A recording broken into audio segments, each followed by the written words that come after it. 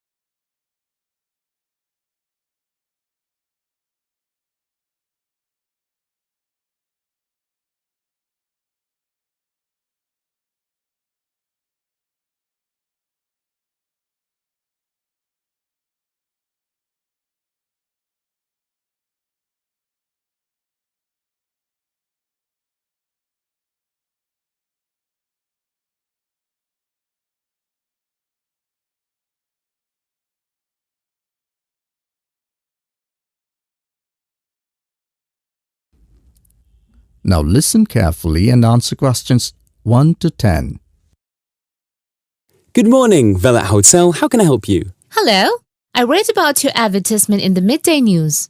Yes, we have given more than one advertisement. Is that advertisement related to housekeeping staff? Right. I'm interested in the cleaning department. Great!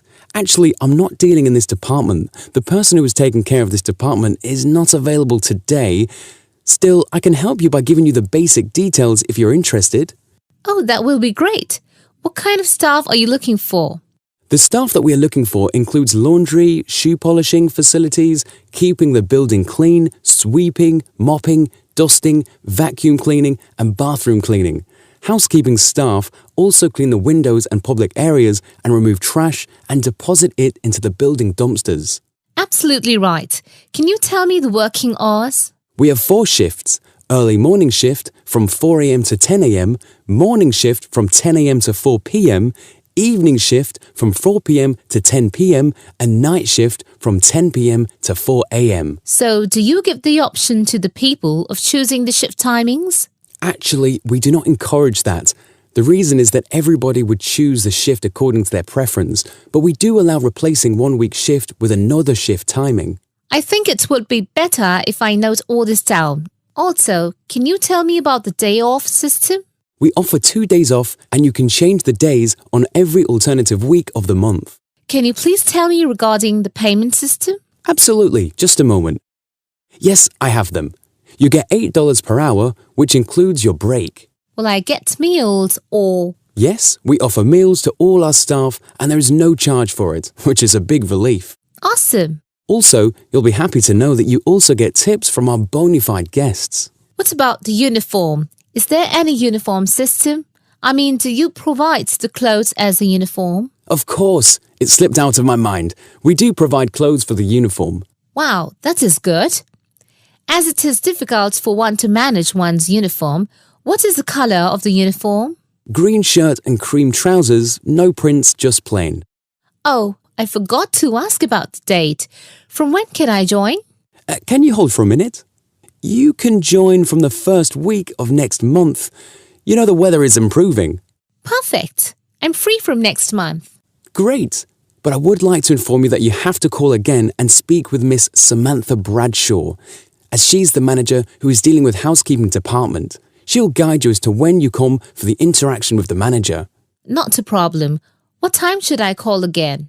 You can call her after 2 days, as on that day she'll have time to interact with you. So shall I call back on the same number? No, I'll give you her number. The number is +044 888 333 5385. Okay, I will call her. Do tell her about all information which I've given you, and also you'll be asked some verification questions. Not a problem. Thank you very much. You are most welcome.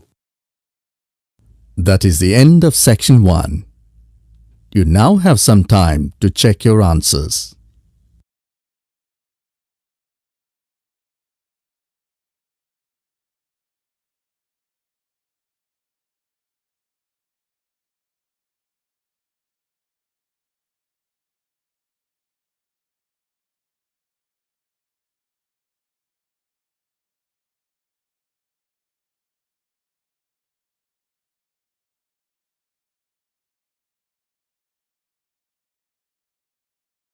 Now turn to Section 2. Section 2. You're going to hear a reporter from the New York Times who is presenting a news report prepared by Dion Searcy and Robert Gebeloff on the topic Middle Class Shrinks, further as more fall out instead of climbing up. First look at questions 11 to 13.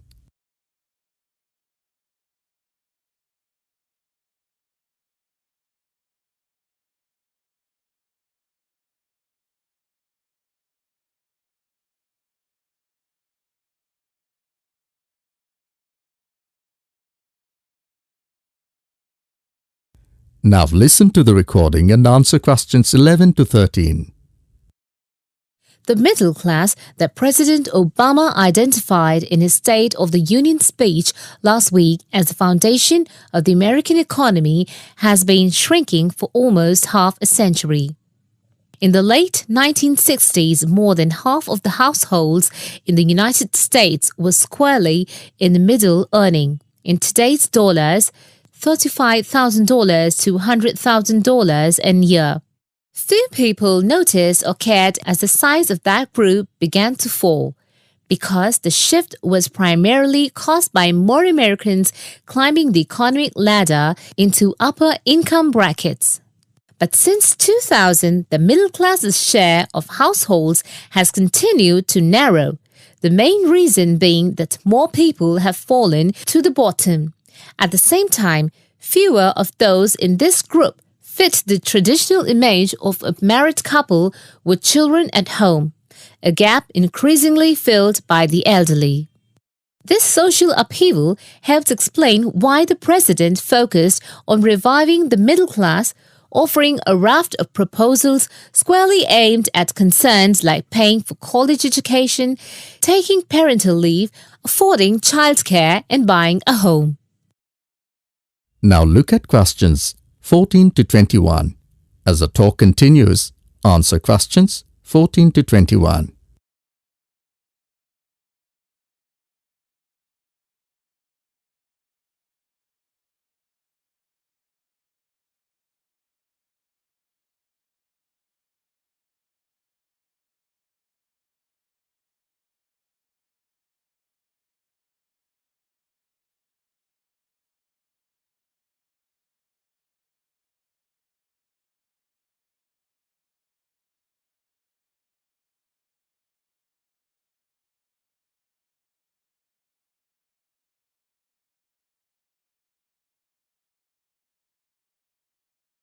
Middle-class economics means helping working families feel more secure in a world of constant change, Mr. Obama told Congress and the public.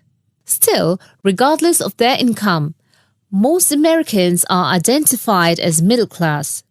The term itself is so amorphous that politicians often cite the group in introducing proposals to engender wide appeal. The definition here starts at $35,000, which is about 50% higher than the official poverty level for a family of four, and ends at the six-figure mark. Although many Americans in households making more than $100,000 consider themselves middle class, particularly those living in expensive regions like the Northeast and Pacific Coast, they have substantially more money than most people. However, the lines are drawn. It is clear that millions are struggling to hang on to accoutrements that most experts consider essential to a middle-class life. I would consider middle class to be people who can live comfortably on what they earn, can pay their bills, can set aside something to save for retirement and for kids in college, and can have vacations and entertainment, said Christine L. Ovens, Executive Director of the National Employment Law Project, a left learning research and advocacy group.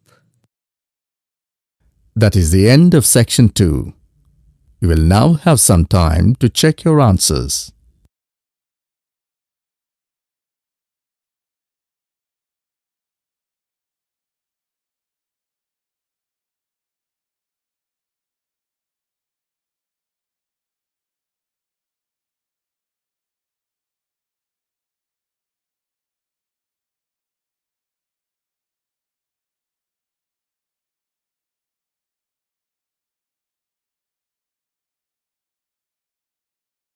Now turn to Section 3. Section 3. In this section, you will hear an interview conducted by an interviewer special with the scientist Peter Piot, who discovered Ebola, a dangerous disease. Both of them are conversing about the disease and its origin. First, look at questions 22 to 26.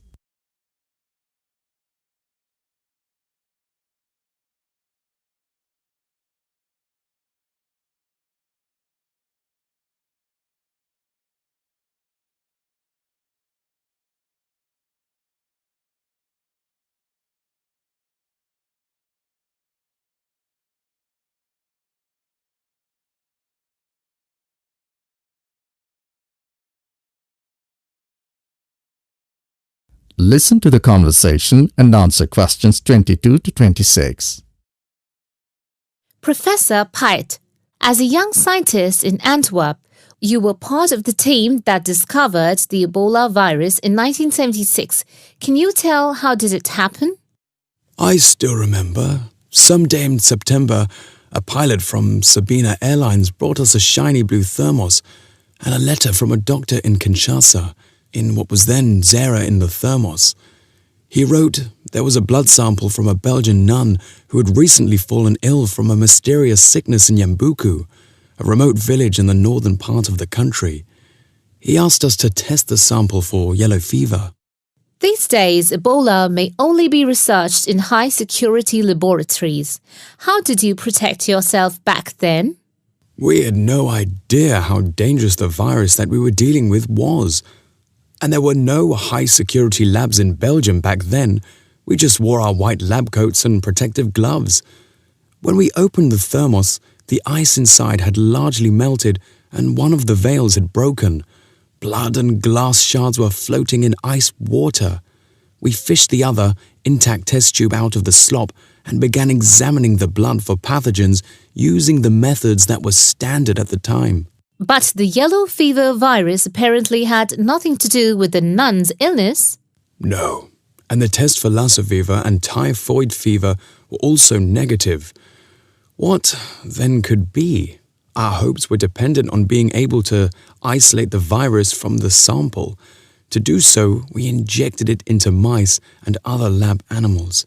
At first, nothing happened for several days. We thought that perhaps the pathogen had been damaged from insufficient refrigeration in the thermos. But then, one animal after the next began to die. We began to realize that the sample contained something quite deadly. But you continued. Other samples from the nun who had just died arrived from Kinshasa.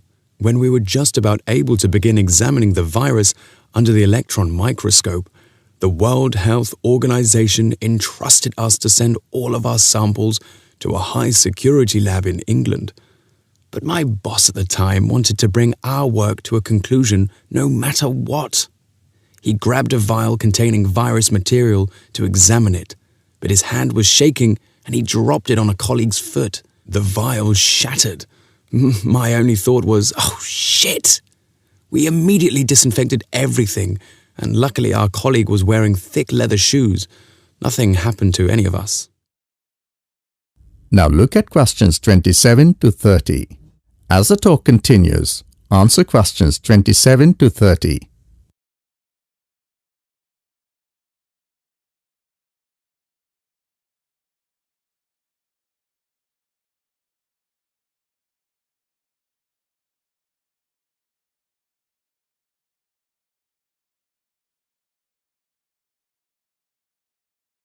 In the end, you were finally able to create an image of the virus using the electron microscope.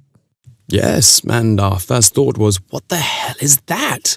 The virus that we'd spent so much time searching for was a very big, long and worm-like. It had no similarities with yellow fever. Rather, it looked like the extremely dangerous Marburg virus, which, like Ebola, causes a hemorrhagic fever. In the 1960s, the virus killed several laboratory workers in Marburg, Germany. Were you afraid at that point? I knew almost nothing about the Marburg virus at the time. When I tell my students about it today, they think I must be from the Stone Age. but I actually had to go to the library and look it up in the Atlas of Virology. It was the American Center for Disease Control which determined a short time later that it wasn't the Marburg virus, but a related unknown virus. Hundreds of people had already succumbed to the virus in Yambuku and the area around it. You were also the one who gave the virus its name.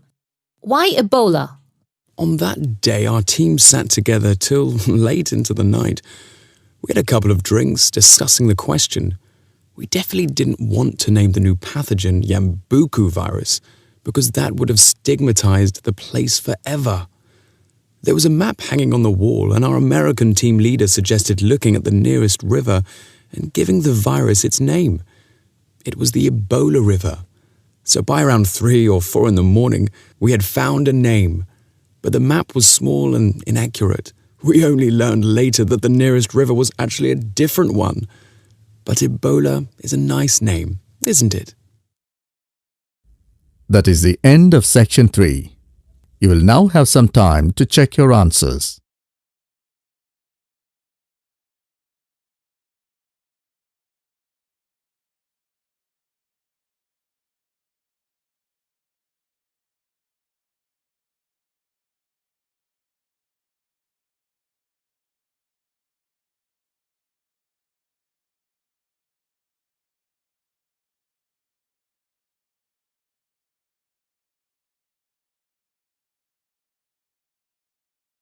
Now turn to section 4.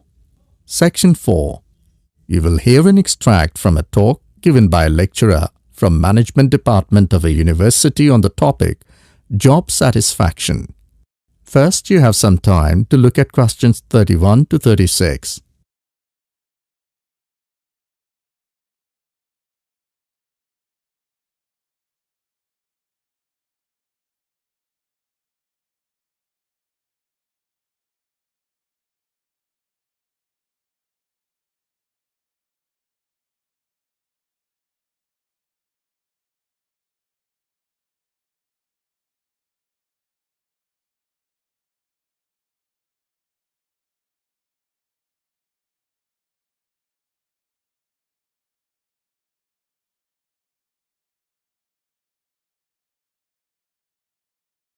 Now listen carefully and answer questions 31 to 36. Job satisfaction is how happy an individual is with his or her job. Scholars and human resource professionals generally make a distinction between affective job satisfaction and cognitive job satisfaction.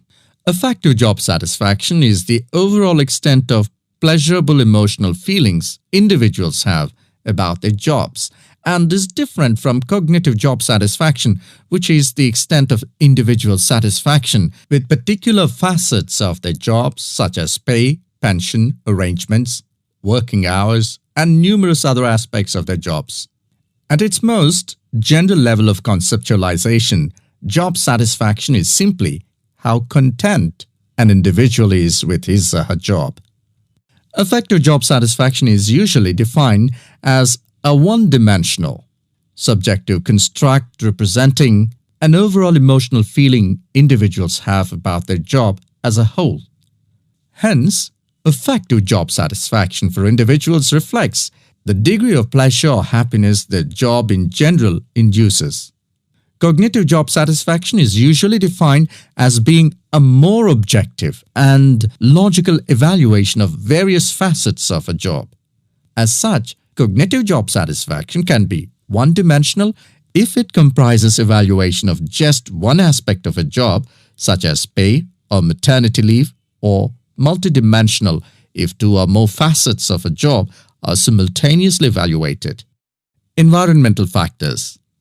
One of the most significant aspects of an individual's work in a modern organization concerns the management of communication demands that he or she encounters on the job.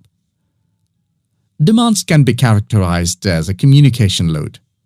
Individuals in an organization can experience communication overload and communication underload, which can affect their level of job satisfaction. Communication overload can occur when an individual receives loads of message in a short period of time, which can result in unprocessed information, or when an individual faces more complex messages that are more difficult to process. Due to this process, given an individual's style of work and motivation to complete a task, when more inputs exist than outputs, the individual perceives a condition of overload which can be positively or negatively related to job satisfaction. In comparison, communication under load can occur when messages or inputs are sent below the individual's ability to process them. According to the ideas of communication overload and underload, if an individual does not receive enough input on the job or is unsuccessful in processing these inputs, the individual is more likely to become dissatisfied, aggravated, and unhappy with their work that leads to a low level of job satisfaction. Now look at questions 37 to 40.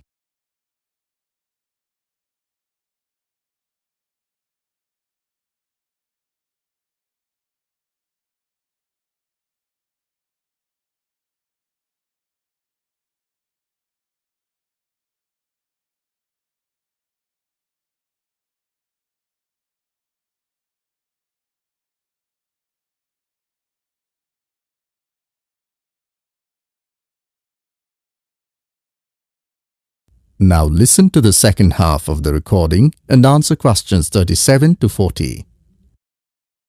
Superior-subordinate communication. Superior-subordinate communication is an important influence on job satisfaction in the workplace.